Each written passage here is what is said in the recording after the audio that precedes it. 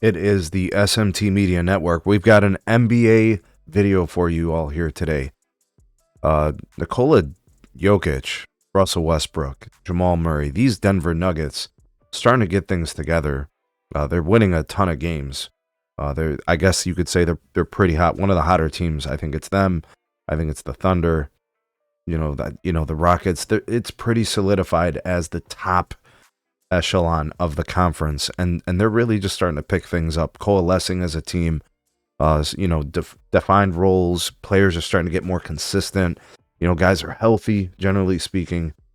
Things are looking good for the Nuggets. The Sixers, it's a much different story. So we're going to talk about those two teams and the exact polar opposite of their directional movements as franchises. Let's just talk about the game first, and then we'll look at the trajectory of these teams moving forward into the near term and the long term. Now, the game itself, final score 144 for the Nuggets, 109 for the Sixers. Pretty awful game overall for the Sixers. Really, the fourth quarter, just the second half, right? Just not competitive. So the way this went, the Nuggets came out, played a really good quarter, were able to score, get points however they wanted. The Sixers weren't really able to slow them down pretty much for the rest of the game. Even to start kind of like the second half, the Nuggets scored 40 in the third, and the Sixers only could salvage 27 points. And then the Sixers closed out the game in the fourth quarter, only scoring 15. They never really had a chance in the game. The Nuggets were pretty much in control the whole way. Let's take a look at the numbers from the team perspective. The Nuggets shot 61%, the Sixers 45%. The Nuggets shot 51% from three, the Sixers just a shade under 40%. The Nuggets were able to get to the free throw line. They made 24 out of 25 attempts, people.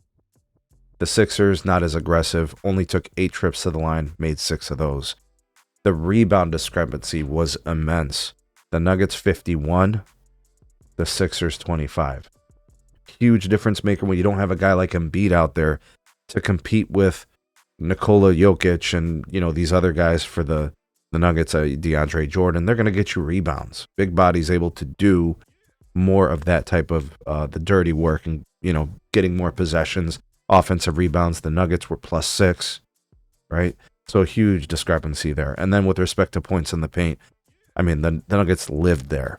68 points for them, only 50 points in the paint for the Sixers, which is not a bad number.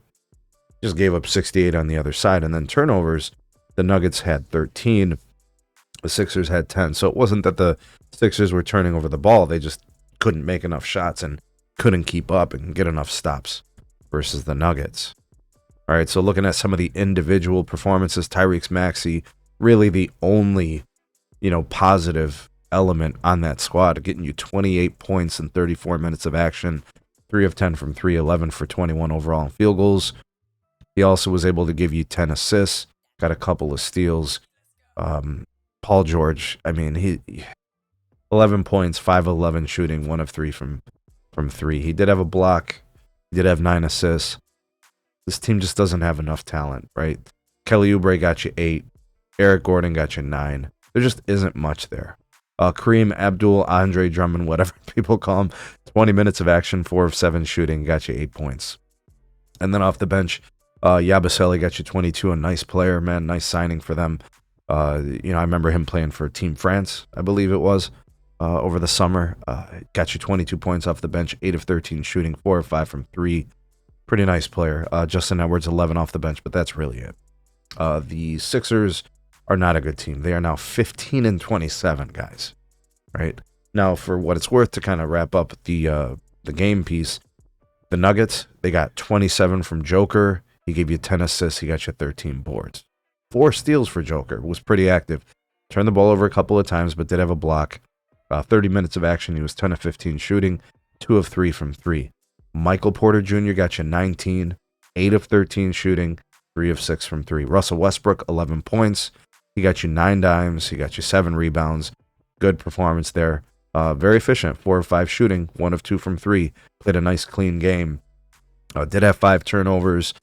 I don't know how many of those were forced, but, Russell is turnover prone. He does take risks. He does turn over the ball, that's for sure.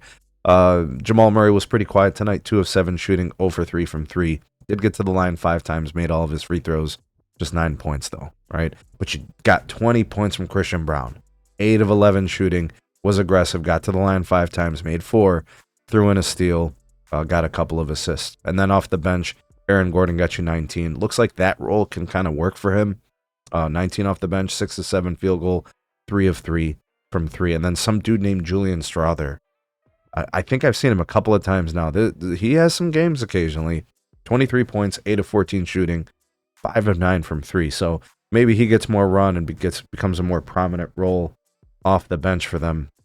I don't know, but it's pretty clear. Michael Malone and the Nuggets, they are moving in a direction that is conducive to winning. I'm looking at some of their kind of, recent showings or what have you. They're doing a pretty nice job. The Nuggets, I would say, they seem to be on the up and up. I know the Grizzlies are ahead of them, and I'm not going to pretend like that's not important. You got to get past some of these teams. But in the last 10, the Nuggets are 8-2. So they're pretty hot. For what it's worth, the Rockets are also 7-3. The Thunder are 8-2 in their last 10. So it's not going to be easy for the Nuggets to just overpass some of the better teams in the West, right?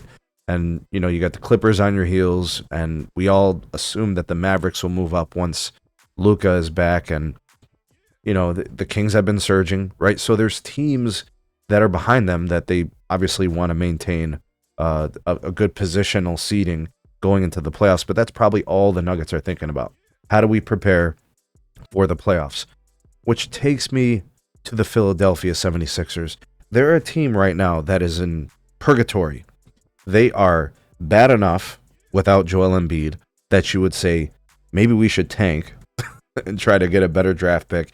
I know they got a protected 6th rounder or something that they might kind of go into their decision making of what to do with their players, but they've got immense payroll on their team. You have Joel Embiid, you have Tyrese Maxey, you have Paul George. I mean, some of that just looks awful. You have guys that don't play, you have guys that are overpaid, you got all these things, and your record is awful. So is it tanking? Is it process? Do you compete and try to bring Joel Embiid back in a couple of weeks? He's got inflammation and swelling in his knee. We've already covered content, made videos about that. But the Sixers are moving in like the total wrong direction. The Nuggets are doing a nice job of getting some win streaks put together.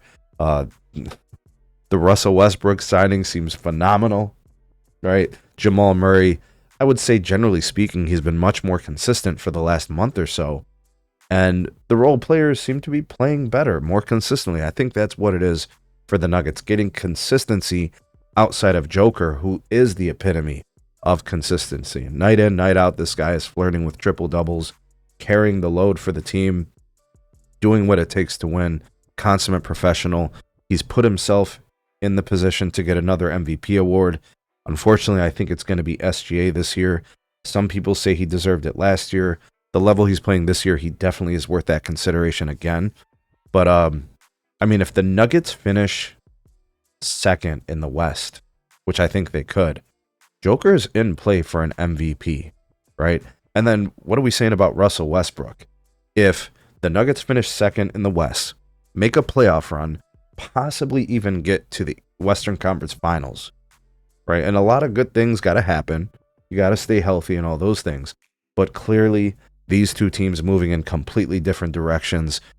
The Sixers are trash, hot garbage, have everything wrong with them from an injury standpoint to a contract standpoint, all those things.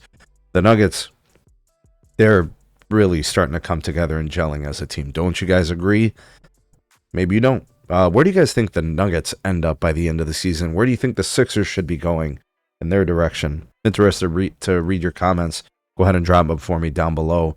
Nuggets, fantastic. Sixers, trash.